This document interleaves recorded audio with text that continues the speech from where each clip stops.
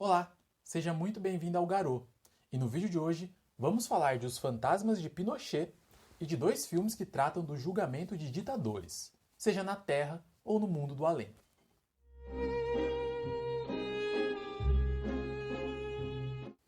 O quadrinho Os Fantasmas de Pinochet, lançado recentemente pela editora Conrad, é escrito por Francisco Ortega e desenhado por Félix Vega, e busca na ficção a tentativa de fazer justiça, dando ao sanguinário ditador chileno Augusto Pinochet o julgamento merecido e que não teve em vida. Esse quadrinho é fruto de uma pesquisa extensa por parte dos autores que se preocuparam com diversos detalhes da vida do ditador. Lembrando que o quadrinho é uma obra de ficção baseada em fatos, abordando a infância, a adolescência e a velhice do ditador, terminando com seu julgamento no mundo do além. O título Os Fantasmas de Pinochet faz referência à presença de figuras fantasmagóricas que aparecem para Pinochet durante a história, sendo os três principais a morte, um grotesco tio Sam e o primeiro chefe de estado do Chile, Bernardo O'Higgins. Também existem outros fantasmas além desses, mas que dizem respeito a acontecimentos nebulosos da vida do ditador, como sua relação com a União Soviética, considerada mais mito do que realidade. O quadrinho é cheio de idas e vindas no tempo e que tratam de importantes momentos da vida de Pinochet, começando com a sua detenção em Londres e a visita de uma grande amiga, a ex-primeira-ministra do Reino Unido, Margaret Thatcher, que busca costurar a volta do ditador para o Chile, passando assim pela sua infância para destacar a importância de sua mãe e a origem do ódio pelos comunistas, que são retratados como ratos com foices e martelos. Temos também a primeira aparição dos fantasmas originais, quando o jovem Pinochet sofre um acidente de trânsito. E na adolescência, presenciamos a admiração de Pinochet pelas imagens de poder e glória de Hitler. Muitas memórias do ditador são recuperadas, como o encontro entre ele e o Papa João Paulo II, o papel de sua mulher Lúcia Hiriart nos bastidores da relação, a forte influência dos Estados Unidos no processo de golpismo, o atentado sofrido por ele em 1986, sua relação com o espiritismo e a cartomância, seu oportunismo ao aderir ao golpe em 73 nos momentos decisivos que antecederam o ataque ao Palácio de La Moneda, para logo depois trair os militares que realmente planejaram o golpe, sua falsidade com Allende como sendo sucessor do general Prats após um escândalo, e por assim vai.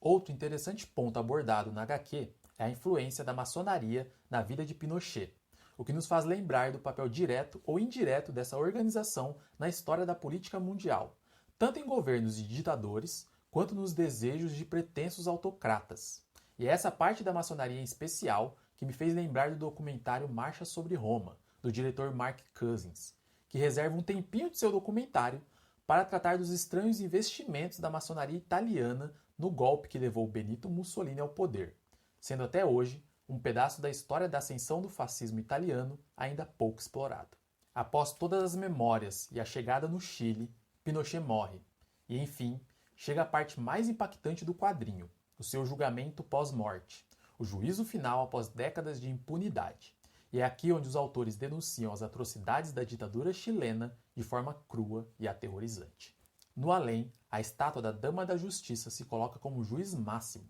que vai convocando as testemunhas assassinadas por Pinochet e seu governo.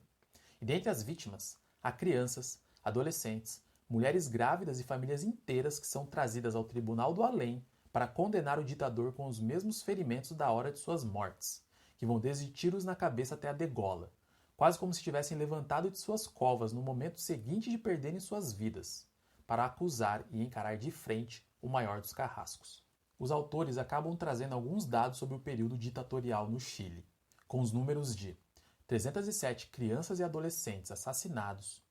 250 mulheres grávidas e que tiveram seus filhos retirados à força de seus ventres, 520 mulheres humilhadas e estupradas, famílias, grupos estudantis e opositores dizimados, e o caso de um estudante chamado Dignaldo Araneda, estudante de economia, morto por um erro de identidade da DINA, a polícia política de Pinochet. Dignaldo denuncia o experimento neoliberal feito por jovens chilenos que foram estudar economia em Chicago, nos Estados Unidos, para depois voltar ao Chile com as ideias econômicas radicais de Milton Friedman, famoso economista norte-americano da época. As ideias de Friedman influenciaram bastante o neoliberalismo como uma razão, destruindo os ideais coletivistas do pós-Segunda Guerra Mundial e propõe a implementação de políticas econômicas com vastos programas de privatizações, que os alunos chilenos, que ficaram conhecidos como Chicago Boys, enfiaram goela abaixo na população, transformando o Chile no berço do neoliberalismo na América Latina. Berço esse que serviu de estímulo para o nosso futuro ex-ministro da Economia Paulo Guedes, que aceitou uma cadeira de docência na Universidade do Chile durante a ditadura de Pinochet, e que já disse em entrevista para a revista Piauí 2018 que não se importava com o regime político em vigor no Chile na época. Comentário muito parecido com os feitos pelo ex-ministro da Economia de Pinochet, Sérgio de Castro, no ótimo documentário Chicago Boys, que também dizia não se envolver em assuntos políticos, mesmo sabendo dos sequestros feitos pelo governo para o qual trabalhava. Os militares de Pinochet, como em todas as ditaduras militares, eram brutais e sanguinários, decapitando e enterrando as vítimas vivas, assassinando como se a vida não significasse nada, fossem aliados ou amigos. Nada e nem ninguém que se colocava no caminho do ditador era poupado. Tanto que tamanha era a sede de sangue de Pinochet, que ele ordenou até o assassinato em solo americano de um ex-ministro do governo Allende, Orlando Letelier, em 1976, dando a entender no quadrinho que esse assassinato nos Estados Unidos foi um dos pontos que incentivaram a ruptura entre Pinochet e os americanos. Claro, além da dor de cabeça que o ditador virou para os Estados Unidos, que incentivava golpes de Estado na América Latina, apoiando ditaduras, até não ser mais viável em termos políticos e econômicos. No final do julgamento, após ser abandonado até pela própria mãe, o ditador que tem como defesa a morte que o acompanha durante toda a história é finalmente responsabilizado por todos os seus crimes, não apenas contra o povo chileno, como contra a humanidade, tendo como sentença a morte por afogamento, mas não em qualquer líquido, mas sim no sangue das milhares e milhares de vítimas de seu governo, que de forma linda se tornam no vermelho da bandeira do Chile, acompanhada de outras bandeiras de povos originários. Esse quadrinho me fez lembrar muito de dois filmes que vi faz pouco tempo, sendo um deles o novo filme do cineasta russo Alexander Sokurov, chamado Conto de Fadas. Nesse filme, Sokurov reúne no purgatório diversas versões de Adolf Hitler, Benito Mussolini, Winston Churchill e Joseph Stalin, para lamentarem seu passado e trocarem farpas entre si, na espera da resposta sobre quem vai ser escolhido para ascender ao paraíso. Devemos lembrar que Hitler e Stalin também conheceram a morte antes do devido julgamento, já que Hitler se suicidou com um tiro na cabeça em seu bunker antes de ser capturado e Stalin morreu de derrame. Mussolini foi o único que sentiu a ira da população ao ser linchado e pendurado de ponta cabeça em praça pública. Já o outro filme é Argentina 1985, que trata do julgamento em tribunal civil dos 9 líderes das 3 primeiras juntas militares que governaram a Argentina após o golpe de Estado de 76, que estima-se tenha desaparecido com no mínimo 30 mil pessoas, matando, torturando e sequestrando. O filme conta ainda com a atuação magistral de Ricardo Darín, no papel do promotor Júlio Strassera.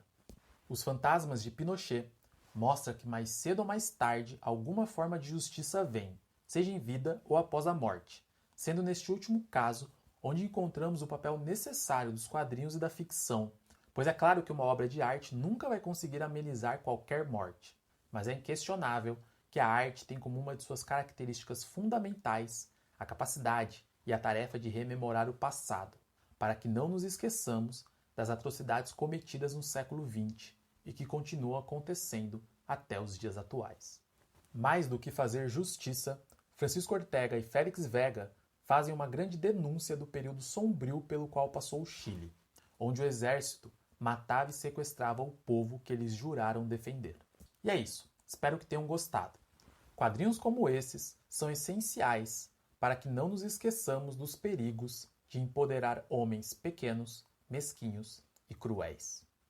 Então não se esqueça de se inscrever no canal, curtir, compartilhar, ativar o sininho, deixar um comentário aí embaixo e nos vemos numa próxima aqui no Garou.